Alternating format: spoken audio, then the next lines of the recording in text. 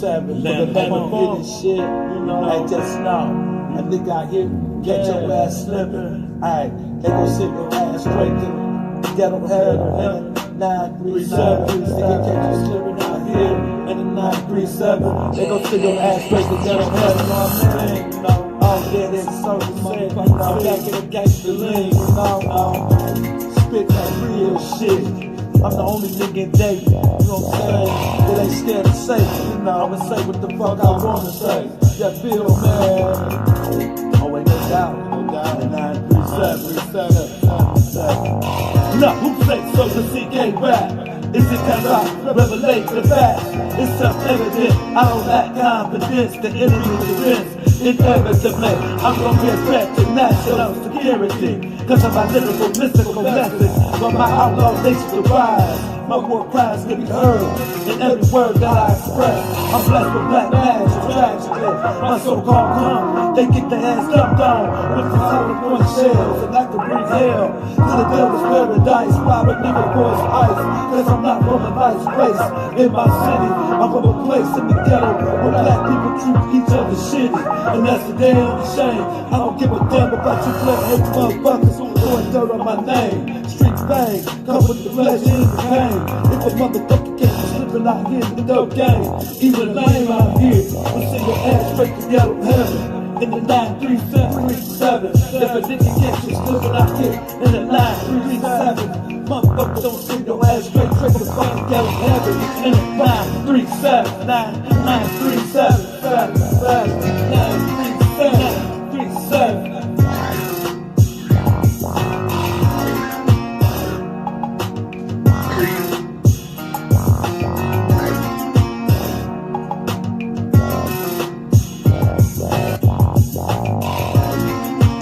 It's a whole lot of drama in a 937. Nigga, catch your ass slipping, send your ass straight to ghetto heaven. On the 11 o'clock news, it's always bad news. Two people foul day and face down in the back room, in the ghetto projects. Take that bullet to the head, pronounced dead at the... Hey, peace and black power to my people. Peace and black power to all Africans around the globe. You know we gotta be one people. We gotta unite. We gotta fight. The struggle continues. A lot of people waving the white flag like it's over. It's never over. White supremacy is constantly at war. Constantly at war. Look around the globe. Look at the warmongers. I don't have to speak anymore about what's going on, but something just was brought to my attention, and I'm a piggyback from the Black Culture Diary recent video, the recent video of secret chemical bioweapon laboratories, 400 laboratories in Africa, the United States laboratories. What is the United States doing in the Africa with 400 laboratories? I studied this stuff a long time ago, and I knew that I was right. Black Culture Diary. Shout outs to Black Culture Diary. I'm piggybacking off of the video because I've said these things constantly. I said this in the 90s. I said this in 2000s when I started doing my research that European people purposely take Ebola, HIV, and all other crazy viruses into Africa because it's a war against the Africans. It's a war that's sponsored by Africans. When we don't galvanize and support each other, and we sit back and let white supremacy develop viruses to knock us off the planet, We participate in our own demise because we won't rise to the occasion to fight it back. Shout out to Black Culture Diary. I've been knowing this. It's been discovered that the USA has over 400 secret bioweapon laboratories.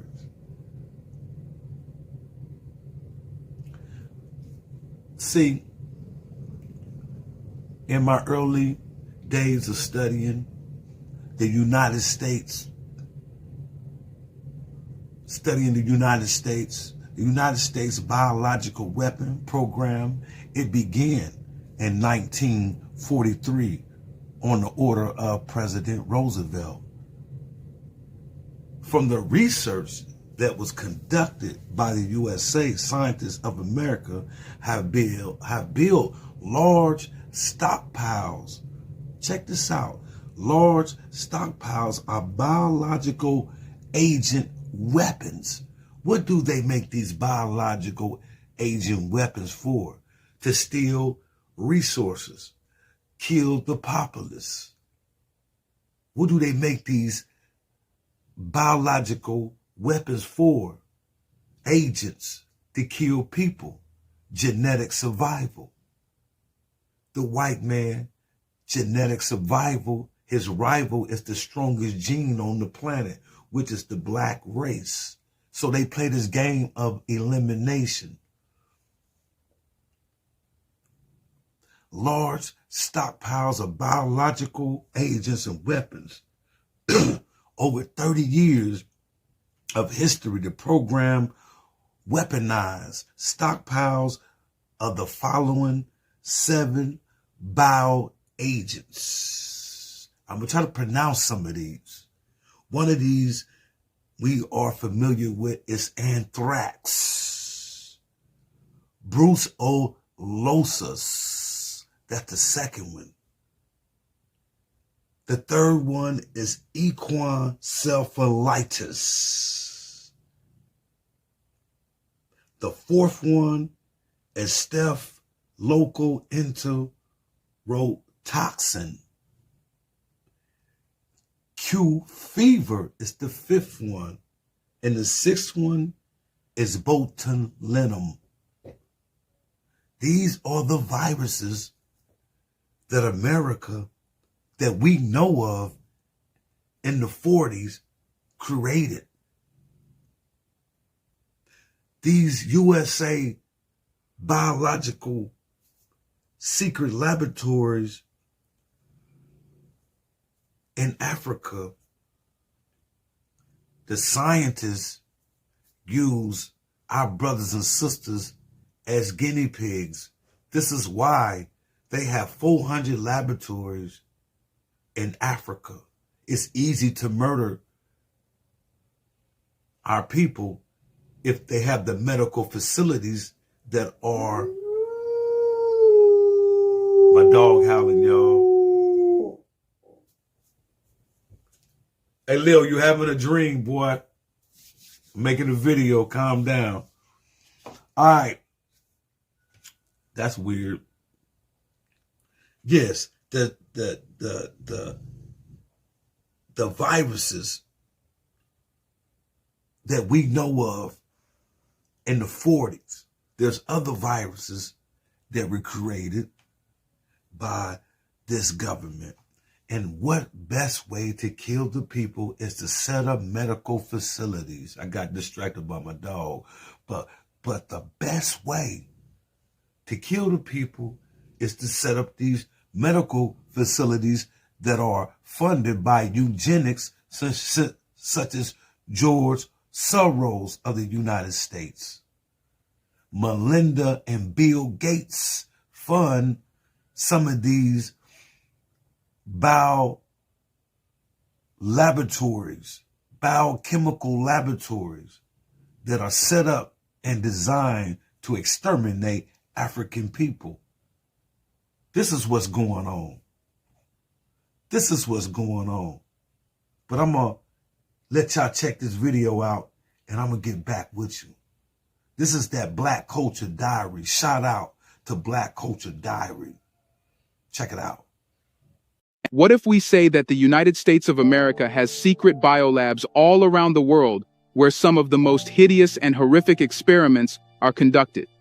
And this includes Africa, where the United States has most biolabs working secretly and off the African government's radar.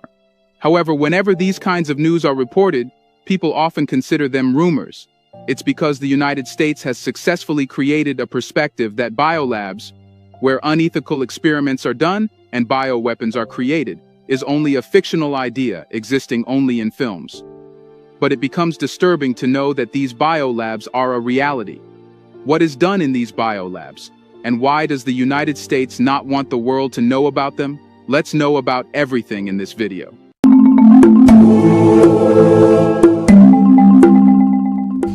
If all of the United States biological laboratories were situated within its borders, it wouldn't be a matter of concern. However, research reveals that the US stands as the sole country globally, with biological laboratories dispersed worldwide, including in Africa. Reports suggest the operation of over 30 biolabs in Africa, and more than 400 worldwide by the US. This begs the question of why a country like the United States would need so many biolabs worldwide. Also, why does the US have biolabs, where some of the most top-secret and human-related experiments are conducted? After pandemics like COVID-19 and viral diseases like AIDS, it has been established that these are the results of the experiments carried out in biolabs. The initial US biolabs in Africa, established in the late 1990s to combat AIDS and malaria, have expanded to exceed 400 units. When questioned, the US asserts its focus on researching global biological threats and finding solutions.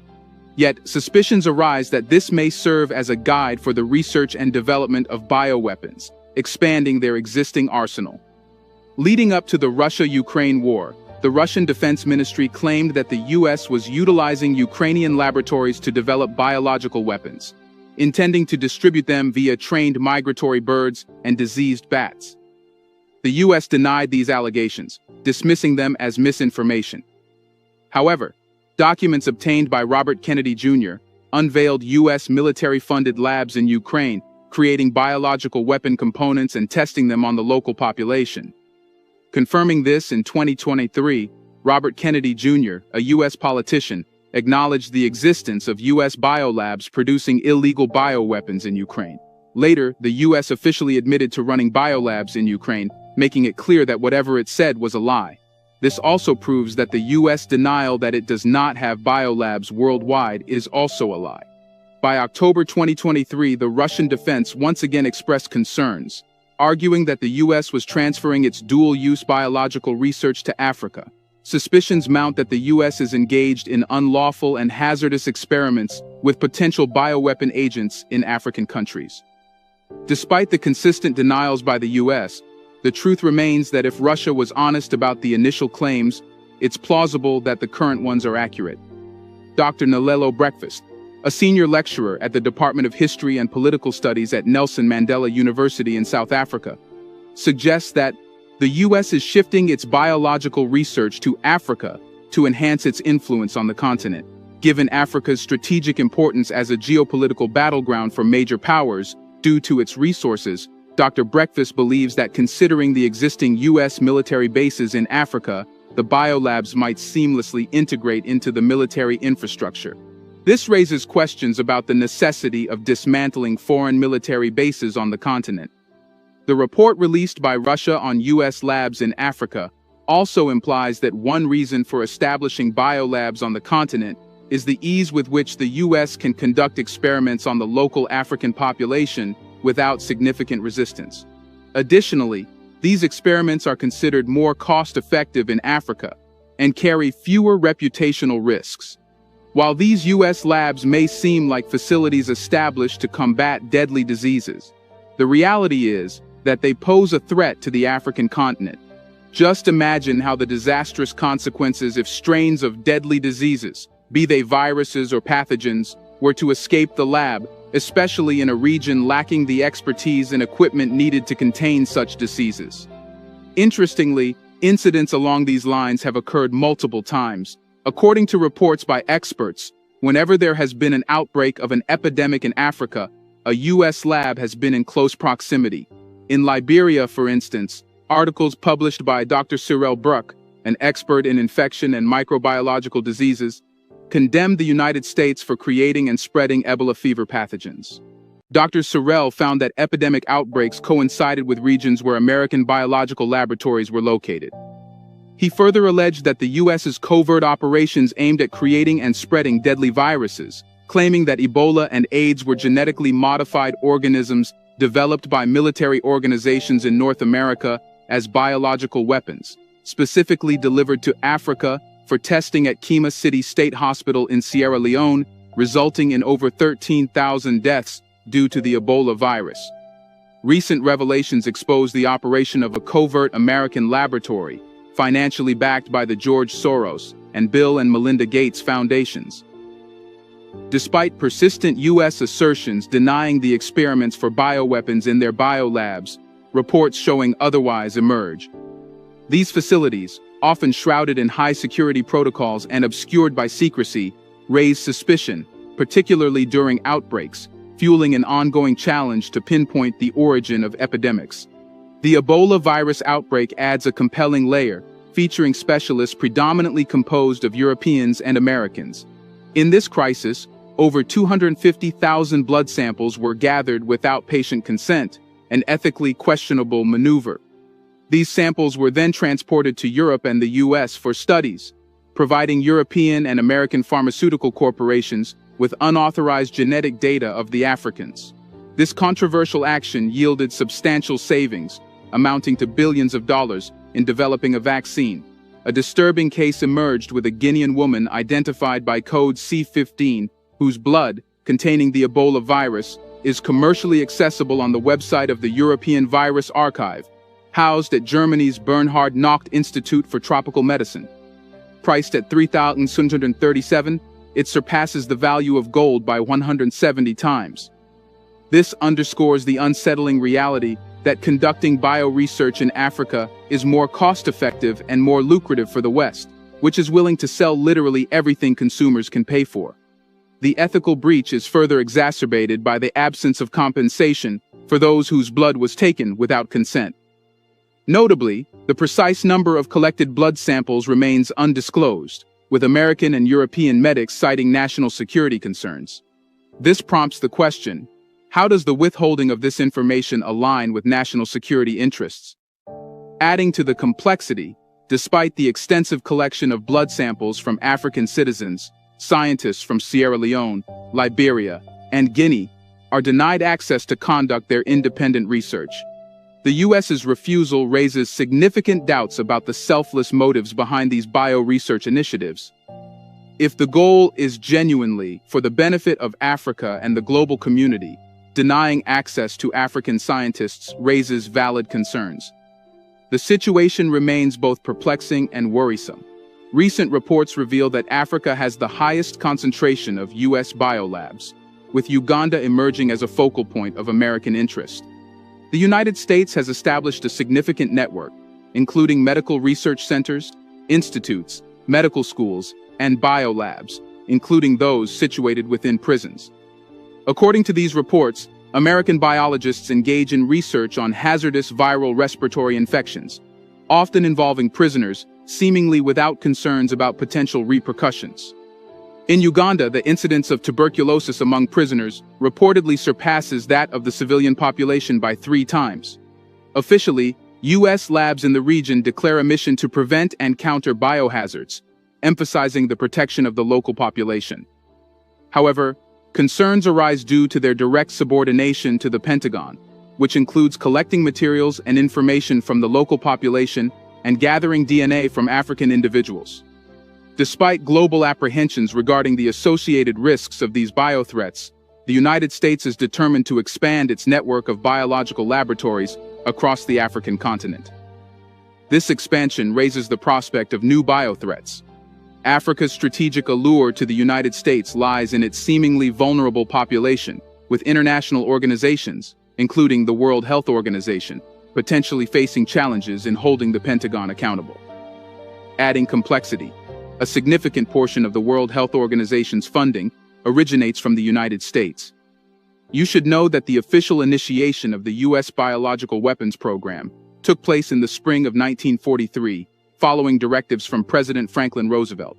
Post-World War II, the program spanned 27 years and witnessed the accumulation of a significant stockpile of biological agents and weapons. Throughout this period, the program weaponized and stockpiled 7 bioagents, including Bacillus anthracis and Francisella tularensis. Operated covertly, the U.S. bioweapons program carried out both laboratory and field testing, some of which involved the use of stimulants on individuals who did not give consent. The primary objective of the official U.S. policy was to deter the use of bioweapons against U.S. forces, with a secondary focus on retaliation if deterrence failed. In 1969, President Richard Nixon brought an end to all offensive aspects of the U.S. bioweapons program. By 1975, the U.S. had ratified international treaties, including the 1925 Geneva Protocol and the 1972 Biological Weapons Convention, which outlawed biological warfare. However, as is the U.S. habit, despite signing protocols, the U.S. continued conducting experiments in biolabs to make biological weapons. The U.S.'s interest in biological warfare traces back to the conclusion of World War I, where tests involving ricin, a toxin from the castor plant, were conducted. In the early 1920s, proposals for a U.S. biological weapons program emerged within the Chemical Warfare Service (CWS). However, the chief of the CWS dismissed such a program as unprofitable. During World War II, the U.S. Army initially deemed biological weapons impractical, a viewpoint in contrast to nations like France, Japan, and the United Kingdom. In 1941, heightened interest in biological weapons led to the War Bureau of Consultants (WBC) creation in response to Secretary of War Henry L. Stimson's request. The WBC advocated for the establishment of an offensive biological weapons program. Under the influence of British pressure and the WBC's research findings, President Franklin Roosevelt sanctioned the American Biological Weapons Program in November 1942. The War Research Service (WRS) was subsequently established to oversee the program. The U.S. Army Biological Warfare Laboratories were founded in 1943 at Fort Detrick in Maryland. Initially subcontracted to universities under George Merck, the program rapidly expanded and eventually fell under the complete control of the CWS. By November 1943, facilities in Indiana, Mississippi, and Utah were constructed. The public remained ignorant of wartime biological weapons research until January 1946, due to the effective security measures at Camp Detrick. Throughout the Cold War period, spanning from 1947 to 1969, the United States underwent a substantial transformation in its biological warfare initiative. Emerging from the aftermath of World War II, this program shifted from an operation at the factory level to a more covert and contentious military-driven research and production endeavor. Here's a reminder to please like and share the video and subscribe to our channel to watch more videos on Black culture, history, civilization, and identity. Let's continue now.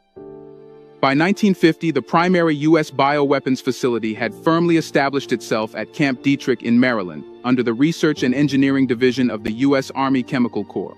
While Camp Detrick was the hub for research and development, production and testing occurred at diverse locations such as Pine Bluff, Arkansas, and Dugway Proving Ground, Utah. Pine Bluff Arsenal commenced the production of weapons-grade agents by 1954. Biological warfare research expanded considerably during the Cold War, with both the U.S. Army and the U.S. Air Force significantly enhancing their programs, particularly in the field of delivery systems. This era witnessed the United States and the Soviet Union amassing a sufficient quantity of biological weapons to pose a global threat. Legal proceedings, including the trial of John W. Powell and others for sedition related to the alleged use of biological weapons during the Korean War, resulted in affidavits affirming the U.S. Army's capability for both offensive and defensive biological and chemical weapons during a specific time frame. A noteworthy expansion phase occurred during the Kennedy-Johnson years, marked by the initiation of Project 112 in 1961. Field testing of biological weapons involved covert experiments with simulants and agents dispersed across extensive areas. Notably, Operation Sea Spray in 1950 included the release of bacteria in the San Francisco Bay Area. Concerns from scientists such as Theodore Roseberry emerged against the development of biological weapons during this period. Roseberry's warnings, echoed by others like Harvard biologist Matthew Meselson in 1969, underscored the potential security risks associated with these programs. The Vietnam War brought public attention to the U.S. biological weapons program, with international criticism mounting over the use of chemicals and herbicides like Agent Orange. Controversial human research programs and open-air experiments further fueled public outcry. In response to growing negative perceptions and the realization that biological weapons could become a form of asymmetric warfare, the Nixon administration took action. In 1972, President Nixon unilaterally renounced the U.S. biological warfare program, culminating in the signing of the Biological and Toxin Weapons Convention. This marked a definitive end to the era of U.S. involvement in biological warfare. However, the recent reports on the U.S. secret biolabs across the world, Russia's accusation, and the U.S. admitting having biolab in Ukraine prove that the U.S. never ended its biological weapons development program. President Nixon did end it, but it was all superficial. The Pentagon continued to carry out the program with only one difference: that was to keep the program secret. The COVID-19 pandemic threw the world into chaos, underscoring the susceptibility of global stability to a virus that proves challenging to contain. The realization that viruses can profoundly impact the world economy more than conventional warfare or military conflicts has gained widespread recognition.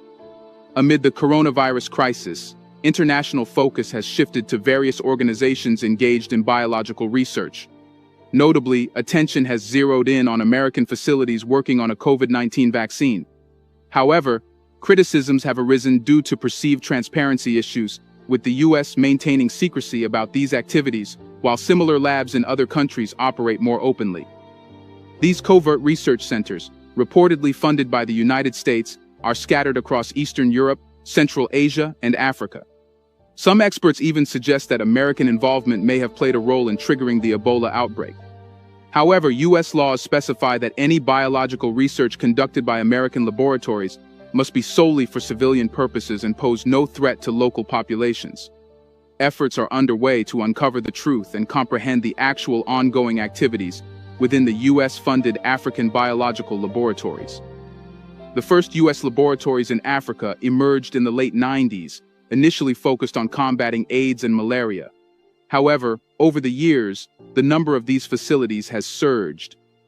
Concerns have arisen over American labs' proliferation, locations, and epidemic outbreaks in specific African regions. Dr. Cyril Broderick, an expert in infections and microbiological diseases, published articles in Liberia's largest newspaper, the Liberian Observer, condemning the U.S. for allegedly creating and spreading Ebola fever pathogens. He asserted that epidemic outbreaks coincided with the presence of American biological laboratories. Dr. Broderick claimed that the U.S. engaged in covert operations to develop and spread the deadly virus. He went further, suggesting that Ebola and AIDS were genetically modified organisms created by North American military organizations as biological weapons, intentionally introduced to Africa for testing. Various sources have reported alternative versions of the spread of the Ebola virus. Some American alternative media outlets highlighted an emergency at Kenema City's State Hospital in Sierra Leone during an Ebola outbreak that claimed over 13,000 lives. The hospital housed an American laboratory funded by George Soros and the Bill and Melinda Gates Foundations. The potential threat posed by these biolabs is significant, with any system failure carrying catastrophic consequences for individual countries and the entire world. In the event of a biological weapon accidentally escaping control and causing mass casualties, proving the involvement of American foundations could be challenging. Africa houses an expansive network of medical research centers with diverse specialized missions. These tasks encompass discovering, selecting, studying, and classifying natural pathogens, such as viruses, bacteria, and fungi. The laboratories identify the most dangerous pathogens, conduct research on their genomes and mutations, develop vaccines, test the efficacy of vaccines, and ensure their preservation. The U.S. State Department has affirmed that American biological laboratories collaborate with local African authorities to detect new disease cases, manage epidemiological situations, and investigate outbreaks. Notably, there are at least 30 American biolabs in Africa. While these labs officially focus on preventing and countering biohazards to safeguard the local population, they operate directly under the jurisdiction of the Pentagon. Their involvement spans comprehensive preparations for disease studies, including the collection of materials and information from the local population and the gathering of DNA from African individuals. This data is subsequently transmitted to the Defense Threat Reduction Agency (DTRA), controlled by the Pentagon, serving as a crucial component of the entire U.S. defensive system responsible for chemical and biological defense research. DTRA has established an extensive network of medical facilities in over 25 countries, spanning regions like Iraq, Afghanistan, Pakistan, Jordan, Laos, Myanmar, the Philippines, Ukraine, Georgia, Kazakhstan, Tajikistan, Uzbekistan, and various African states. DTRA has directly established some of these medical centers, and their activities receive funding from the agency. The agency frequently deploys military biologists to civilian laboratories, in collaboration with the U.S. Department of Health and Human Services (HHS) or private contractors. These contractors operate beyond the scrutiny of the U.S. Congress, enjoying a degree of autonomy due to the lack of oversight. Although the Biological Weapons Convention, adopted in 1972, mandates the U.S. to share biological defense information annually with other nations, this obligation is confined to data related to Pentagon programs, excluding those of private contractors or other government agencies. You see, programs with suspicious reputations are often assigned to entities like the CIA, HHS, or private contractors. For example, the CH2M Hill Company oversees various biological research programs connected to the Pentagon, CIA, and other government structures. The company holds a $341.5 million contract with DTRA as part of the Pentagon's Uganda Biolabs program. This complex approach to concealing U.S. biological research arises from stringent legal regulations and substantial financial investments. Notably, all experiments and tests in the United States must be exclusively conducted on animals. Consequently, major military centers and pharmaceutical companies engage in covert operations and biological research in third-world countries, utilizing the local population for the cost-effective gathering of biological materials and vaccine testing. Africa has an extensive network of medical research centers, many of which are linked to U.S. government structures. Uganda stands out as a focal point of significant interest from the United States. Upon delving into documents outlining collaboration between Uganda's governmental bodies and Washington, a noticeable pattern emerges. Most medical research centers, institutes, medical schools, and biolabs, including those within prisons, were established by the United States. These entities collectively constitute a larger interconnected network. For example, the Defense Threat Reduction Agency (DTRA) of the U.S. operates a laboratory in Arua City, northwest Uganda, in close proximity to a city prison also financially backed by the United States. This raises concerns that American biologists might be conducting research on dangerous viral respiratory infections using prisoners, seemingly without fearing consequences. Expanding beyond this, the DTRA funded the establishment of a biological laboratory near Namulonge, central Uganda, in early 2019.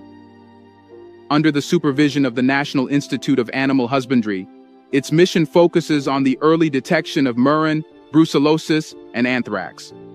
The fact that this facility, funded by the Pentagon, operates within a civilian context raises suspicions, especially considering stringent security measures and numerous undisclosed animal experiments.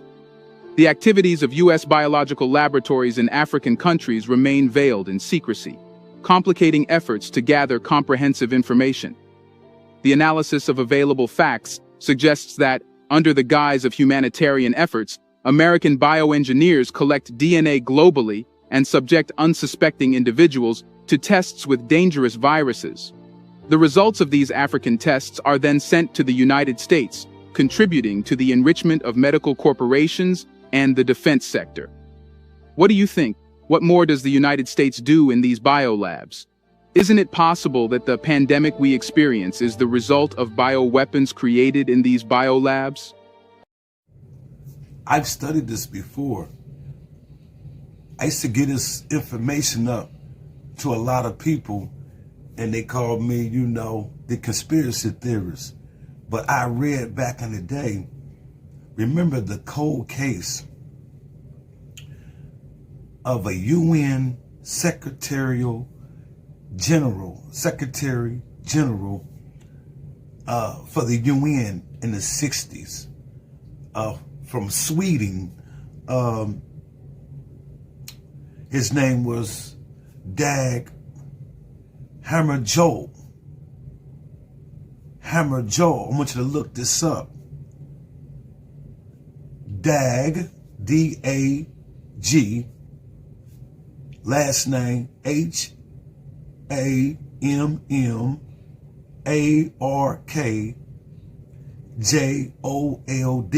Look that up. There's a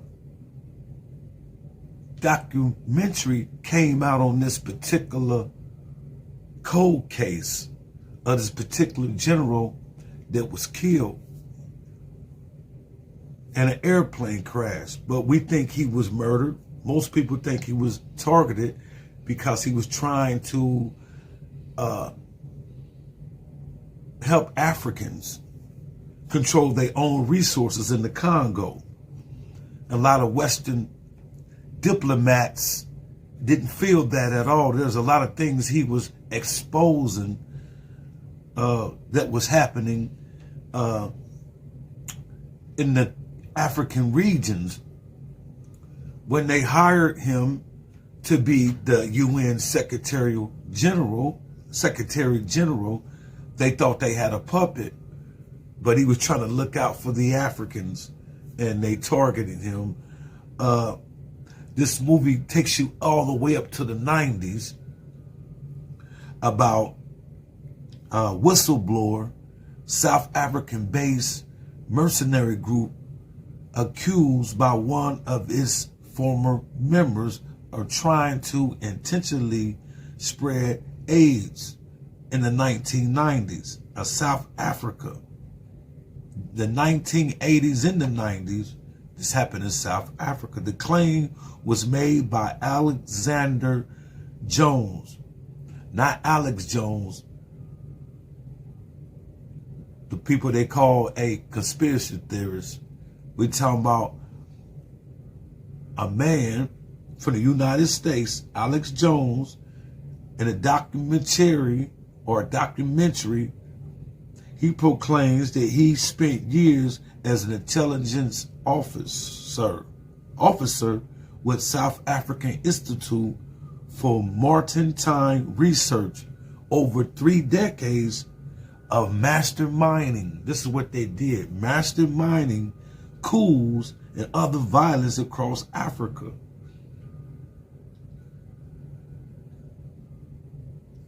This guy said that he worked with this research team to intentionally spread AIDS to the African populace. The film also explores a young recruit who was killed in the 90s, a female, an AIDS-related project ran by the group in South Africa, which she was a part of. This this research institute team that was in Africa. See, when they pull these people in to work for them, these people are supposed to go along with the extermination of the Africans. Some white people be whistleblowers. There was a guy named Keith Maxwell. Did a young worker, her name was, I don't want to get away from that, the movie or the documentary speaks on Dagmar Phil. her death came after she visited Mozambique. And when she visited the Mozambique laboratory, she witnessed a group of medical experimentation on African people. And the word got out that she was going to testify. She ended up being killed. So this movie or documentary talks about a guy named Keith Maxwell who wanted to create a plague that would decimate black people. This guy had no medical qualifications. He was allowed to set up clinics all through Africa. I think he ended up dying in 2006. But look up Keith Maxwell work in Africa. So don't call me a conspiracy theorist. I've been doing this work, studying these people. And this video that I just showed you from Black Culture Diary confirms everything that I've been studying. From the 1980s and the 1990s.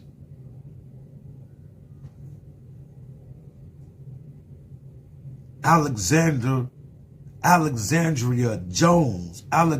Jones, who worked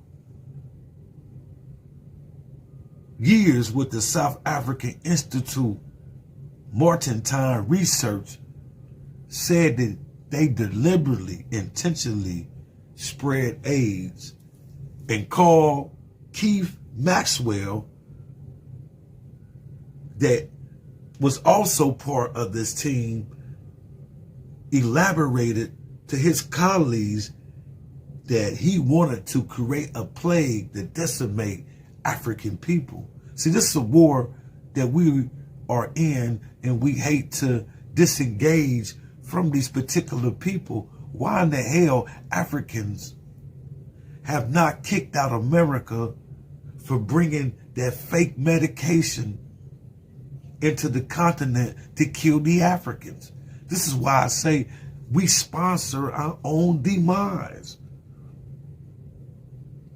Just like Renee Batch from 2009 to 2015, a white woman, a Christian missionary, Renee Batch, was allowed to come in with no medical degree. But I'm a conspiracy theorist when I speak, with no medical degree, and kill black babies with fake blood transfusion. She would see a black baby that was malnutrition and say the baby need a blood transfusion and kill the baby. Over 100 babies.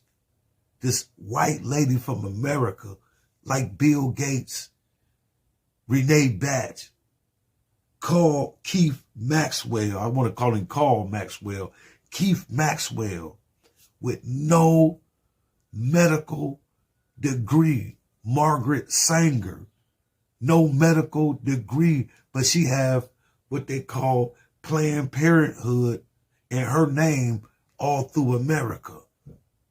Because she was what? A eugenics who believed in the extermination of the strongest gene on the planet.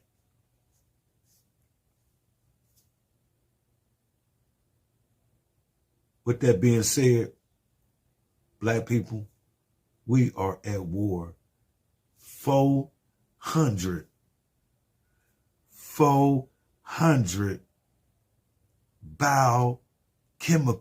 bioweapon laboratories that harvest viruses unleashed on black people on purpose. Peace and black power.